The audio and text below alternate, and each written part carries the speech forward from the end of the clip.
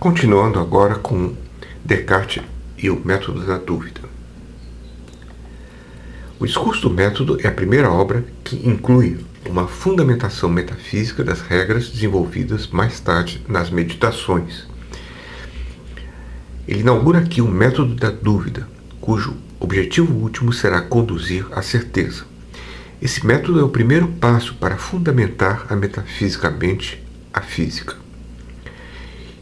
E é também um exercício psicológico para se libertar da influência dos sentidos. Para Descartes chegar a isso, ele quer fazer sua dúvida sistemática.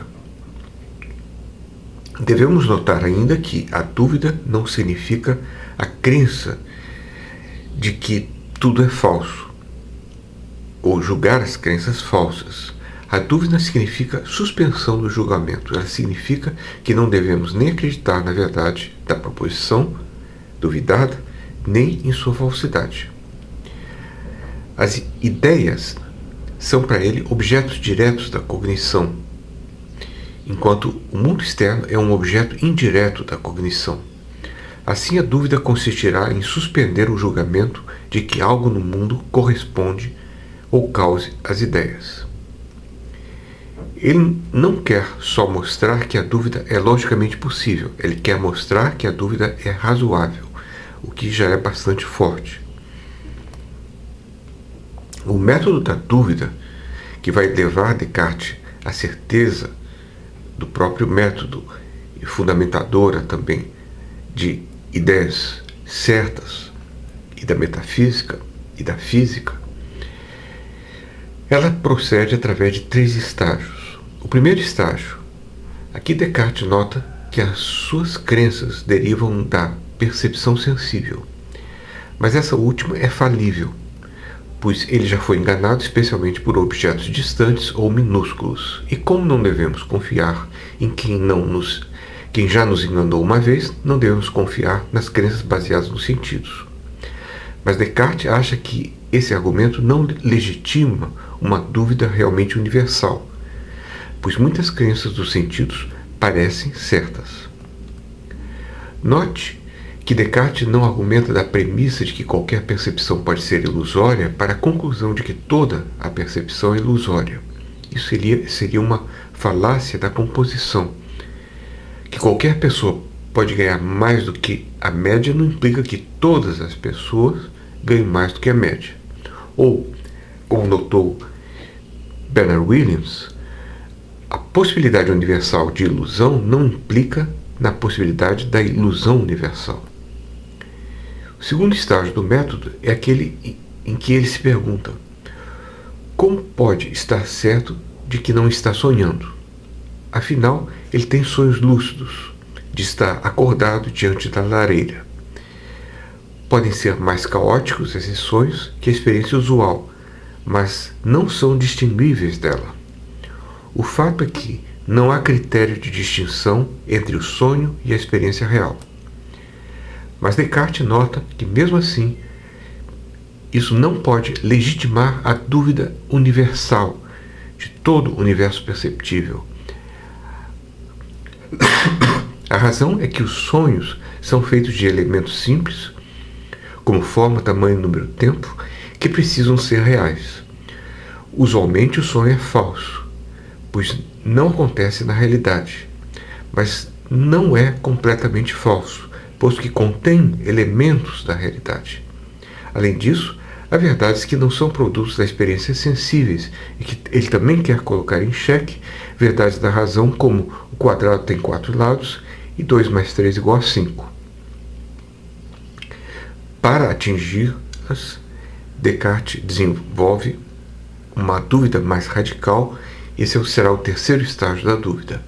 No terceiro e mais radical estágio, é o único que sucede em introduzir a dúvida universal sobre a existência do mundo externo. Ele consiste na introdução do gênio maligno, um espírito extremamente poderoso que emprega toda a sua astúcia para me enganar. Nesse caso, posso ser enganado de que 2 mais 3 é igual a 5.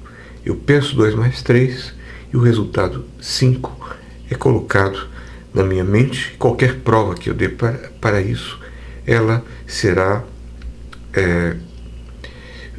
produzida ou modificada pelo gênio maligno, de modo que eu creia que 2 mais 3 igual a 5.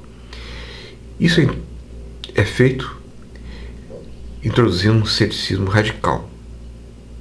Eis como podemos precisar o argumento. Pode existir um gênio maligno me enganando. Se existe tal gênio, então todas as minhas crenças estão erradas. Portanto, as minhas crenças podem estar erradas. A mais importante premissa é a primeira.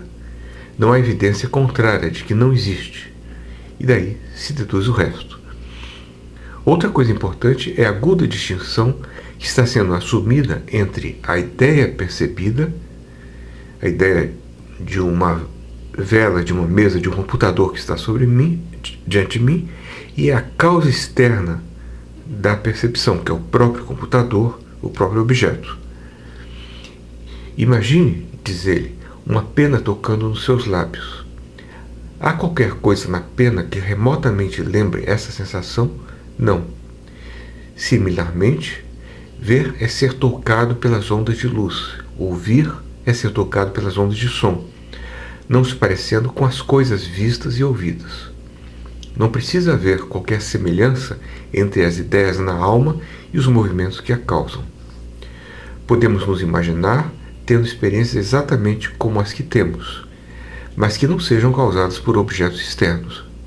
Assim, bem antes de Berkeley, Descartes via claramente o problema do mundo externo.